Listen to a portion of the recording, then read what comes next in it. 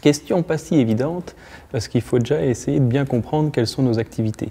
Le groupe SEN donc, a été créé par le professeur Allaert il y a maintenant 20 ans et en fait réalise des études cliniques et observationnelles pour des industriels et des laboratoires, donc du médicament, du complément alimentaire, des dispositifs médicaux. Et en fait, ce qu'il faut comprendre dans notre activité, c'est donc qu'on est prestataire de services, on réalise des études pour des donneurs d'ordre et c'est dans le cadre de la réalisation de ces études qu'on a été amené à développer des objets connectés de santé. Dans notre cas, en fait, un objet connecté de santé, je dirais la définition est assez simple, c'est en fait un outil informatique, numérique, qui va nous permettre de faire un lien, donc un outil de connexion finalement, qui va nous permettre de faire un lien entre des professionnels de santé, des patients, des pharmacies qui sont amenés à participer à nos études. Donc je dirais aujourd'hui, dans notre métier, dans le domaine d'activité, les objets connectés de santé, c'est un véritable plus dans je dirais, la connexion et dans les échanges avec toutes les parties prenantes de nos études.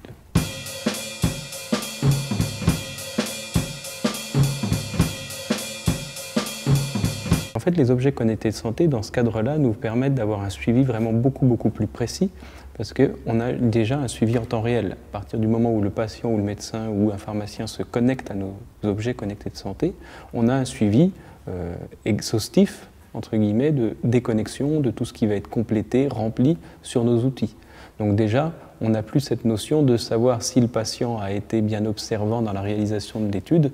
Là, on peut le suivre directement, éventuellement lui rappeler, lui dire « Ah, vous deviez compléter ce jour un questionnaire, vous ne l'avez pas fait, pensez à le faire, nous comptons sur vous ». Ces objets connectés de santé nous permettent également de prendre des photos. Parce que comme tout le monde le sait, aujourd'hui sur un smartphone, tout le monde a accès à un appareil photo, donc c'est aisé de prendre éventuellement une photo d'une plaie, ce qui était beaucoup plus compliqué par le passé. Éventuellement, ça nous permet également de pouvoir avoir des informations, je dirais, beaucoup plus précises et exhaustives sur ces objets connectés de santé, comme ce sont des outils numériques. Je dirais, les questionnaires, tout s'adapte automatiquement en fonction de la réponse donnée à la question 1, une arborescence se met en place et le patient a directement les bonnes questions sans avoir à se reporter à d'autres pages. Et également, on peut avoir des avantages qui sont liés au numérique, c'est-à-dire par exemple des échelles visuelles, vous savez, là, ce que tout à chacun connaît sur un smartphone, on peut déplacer un curseur, etc., etc. Donc je dirais que les outils numériques aujourd'hui nous permettent, dans le cadre de nos études, d'avoir vraiment une exhaustivité beaucoup plus importante, beaucoup plus de précision, beaucoup plus, je dirais, d'outils également pour pouvoir relancer les patients et d'une manière générale avoir des données, du coup, je dirais, d'une qualité nettement supérieure. Ce qui est un énorme avantage lorsque l'on traite de données de santé et, je dirais, d'études qui peuvent avoir des impacts importants dans les résultats que l'on peut obtenir.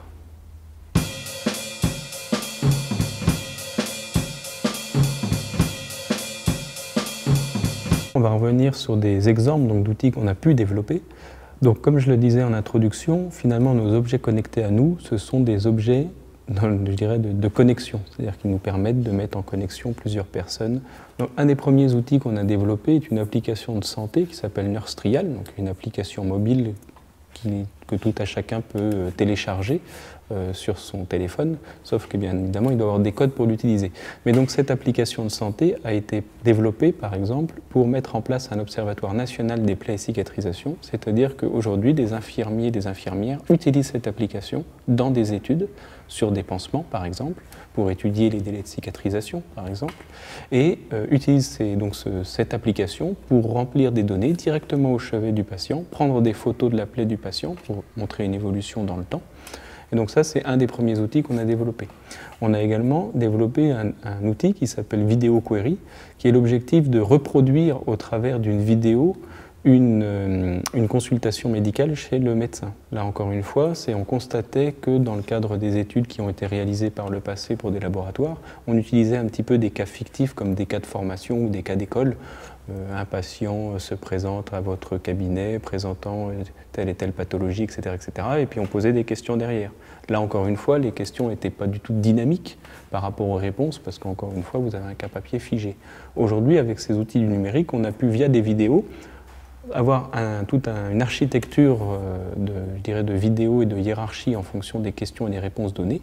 Et là, encore une fois, un médecin, un professionnel de santé peut être amené à participer à ces études au travers de vidéos. C'est-à-dire que le patient se présente, on pose une question au médecin, en fonction de la réponse qu'il donne, la vidéo continue, mais s'adapte automatiquement aux réponses qui sont données. Là encore une fois, ces études et ces outils sont utilisés dans l'évaluation de produits médicaux. On a également développé des objets connectés pour, par exemple, des conférences.